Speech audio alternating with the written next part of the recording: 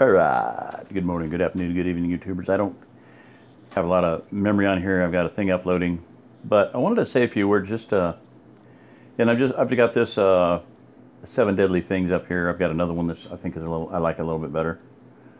And I'm just using the point that there's major shortcomings to the human being. These are just 7 of the sins that we can commit. They're like considered the 7 deadly sins, mortal sins, whatever you want to call them. And basically, what I'm getting at is, we're all faced with spiritual warfare. Whatever weakness, whatever chink in our armor, whatever shortcoming, whatever character deficit, whatever sin the enemy can use to get a wedge in between believers, between brethren. However he can do that, take somebody who's greedy, to use that to weaken them, and then if you do have a sin, then you obviously you got to deal with this situation of guilt. So, the Apostle Paul, when he was early in his life, he said, I'm the chief of apostles in the book of Corinthians. I think it's 1 Corinthians. I'm the chief of apostles.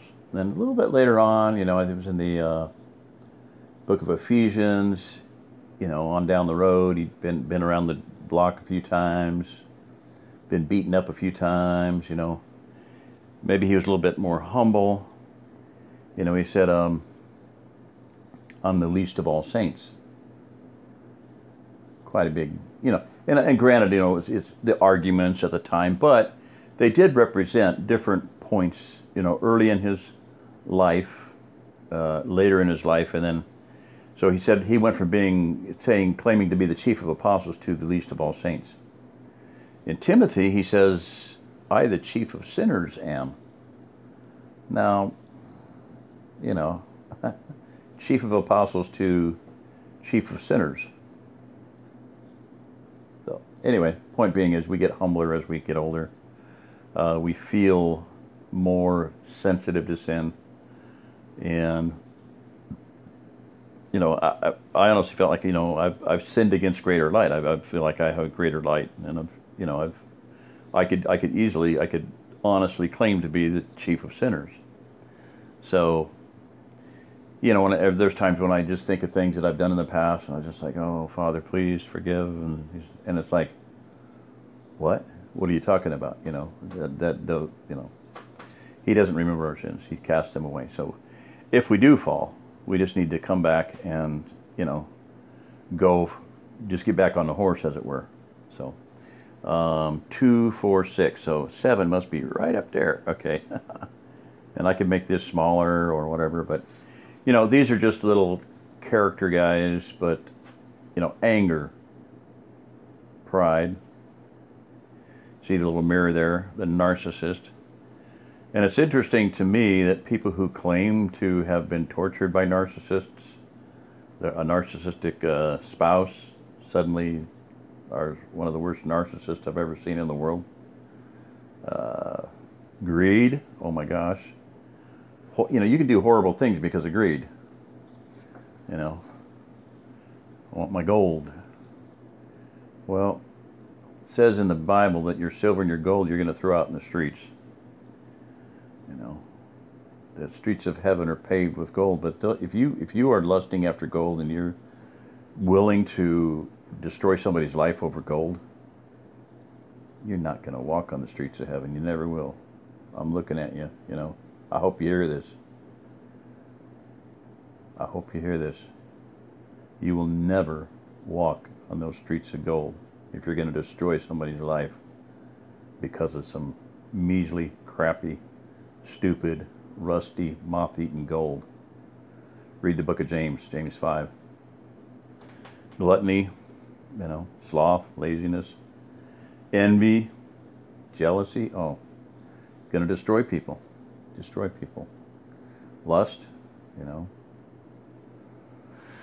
So, and anger, that one kind of goes with all the other ones in a sense to me, because you get angry over greed, you get angry over gluttony, you get angry over sloth, whatever. But my point is that, if this enemy is going to use these whatever weaknesses to destroy us, don't let him win. Okay.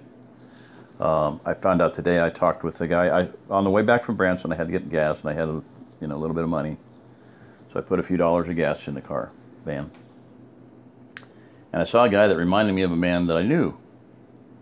My wife had, birthed for him, and they were a really neat family. He was one of the most visionary, awesome men. Did alternative energy stuff, did all kinds of creative things financially. Was homeschooling his children.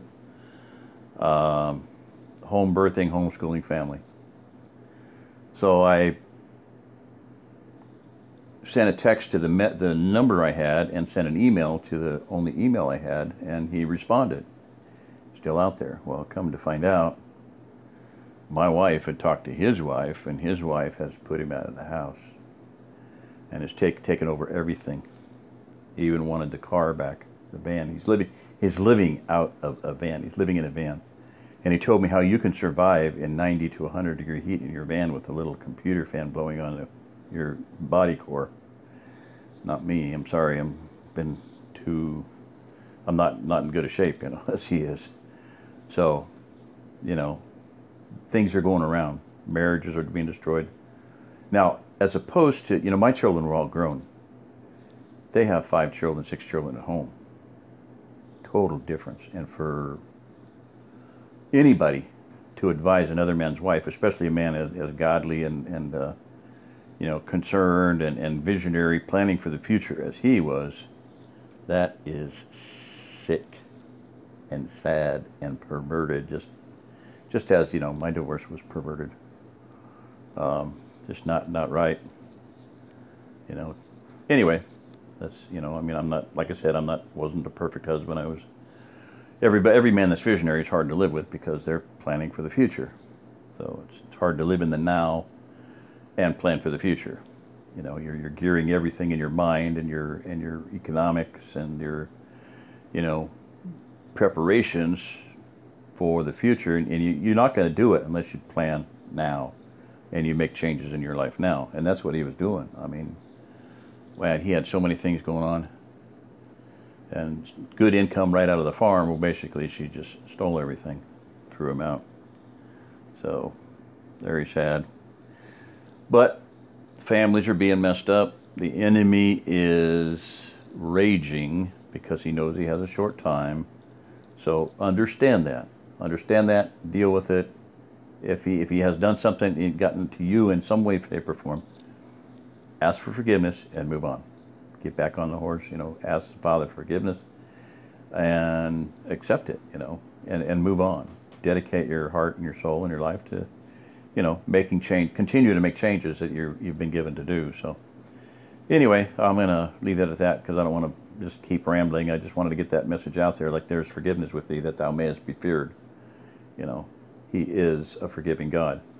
That's the thing that, if the the vilest of sinners can be forgiven. The most corrupt of criminals can be redeemed. The most, hardened of, despicable, most vile, evil person on earth can be redeemed. That's the whole message of the Old Testament and the New Testament is redemption. So allow him to be a redeeming God in your life, redeeming Savior, and, be forgiven if something's happened. So. And I'm praying that is true. The greed cases and the, whatever cases, the gluttony, envy, lust, I don't care what it is.